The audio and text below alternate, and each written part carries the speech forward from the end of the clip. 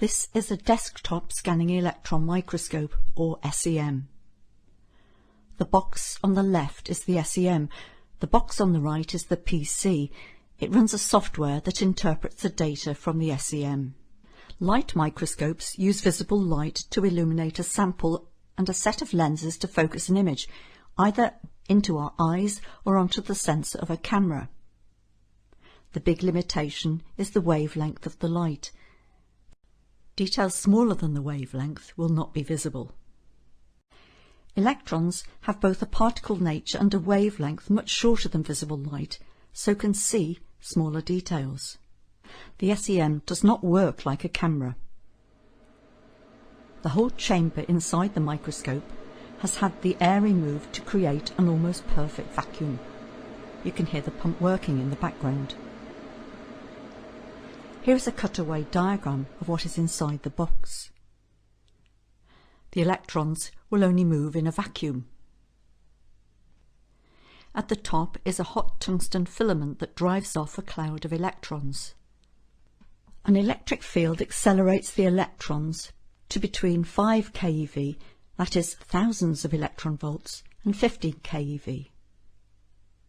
Magnetic fields focus the electrons onto a very small area of the sample. When the beam hits the specimen, some electrons bounce back. We call these backscattered electrons. These backscattered electrons are collected and analysed. High atomic number elements are more efficient at backscattering electrons, so more hit the detector. The software adds them up. Bigger electron counts show us paler shades of grey in the screen image. The electron beam covers the area of the slide by scanning across it in lines to build up a complete picture.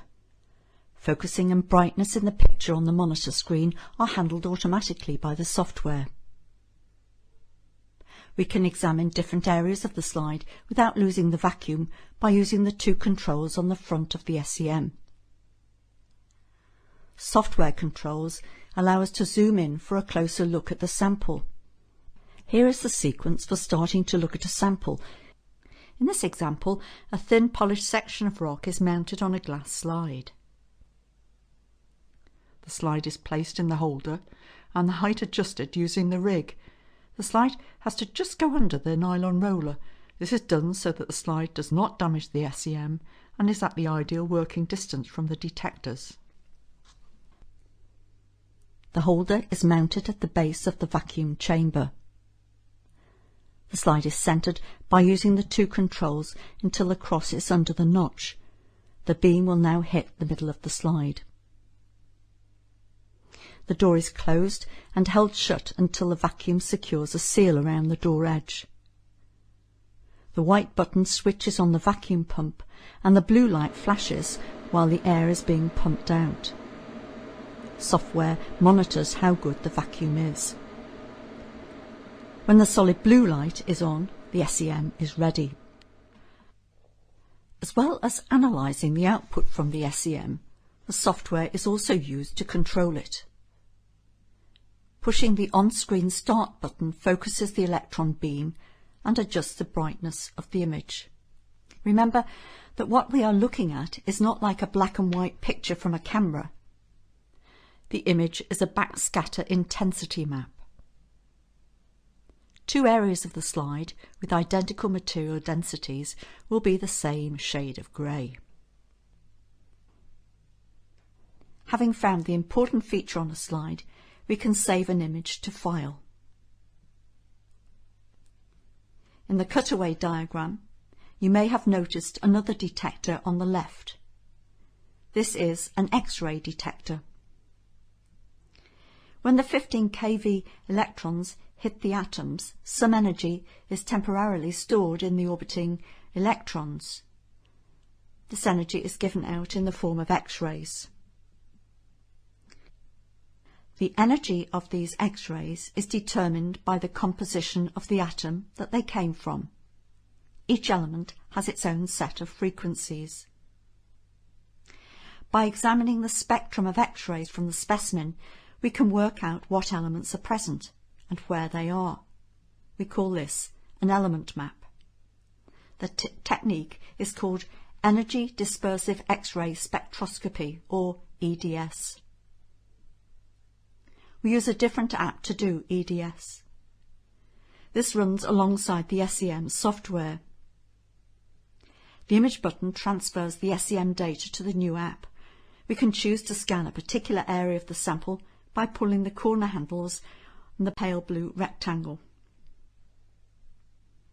Pressing the EDS button starts the analysis.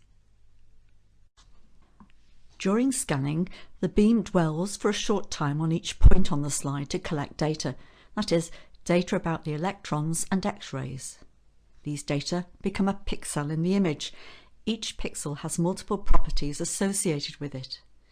In this example, the X-ray count rate is about 8,000 per second.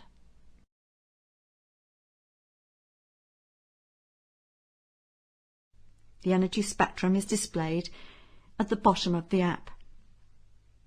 As long as enough X-rays from a particular element are detected, the software can automatically work out the name of the elements.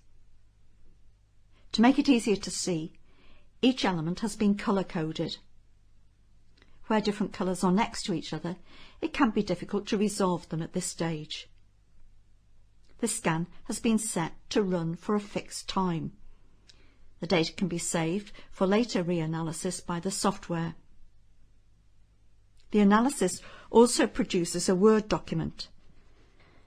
This has a copy of the SEM image, a copy of the energy spectrum, label with the element IDs, a copy of the element map with colours to represent the individual elements, a set of element maps showing each element separately. These separation maps allow you to see where more than one element is present in a slide. So, for example, oxygen and silicon in these two images occur in the same space. So this is likely to be silica, in other words, a quartz grain. And again, in these two maps, iron and sulfur are present in these crystals. So this would be iron sulfide, in other words, pyrite. Pyrite density is approximately twice that of quartz, and we can clearly see the brightness difference in the SEM image. Samples do not have to be thin sections. Three-dimensional samples can be attached to a stub and mounted in the holder. They still have to pass under the nylon roller on the rig. This example has small fragments of ash from stromboli.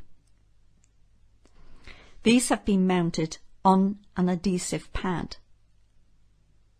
There are also shells of microorganisms called foraminifera present, which must have been collected with the ash.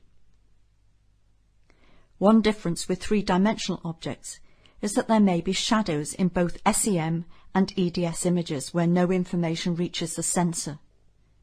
This is true especially for EDS because the detector is offset to one side of the chamber.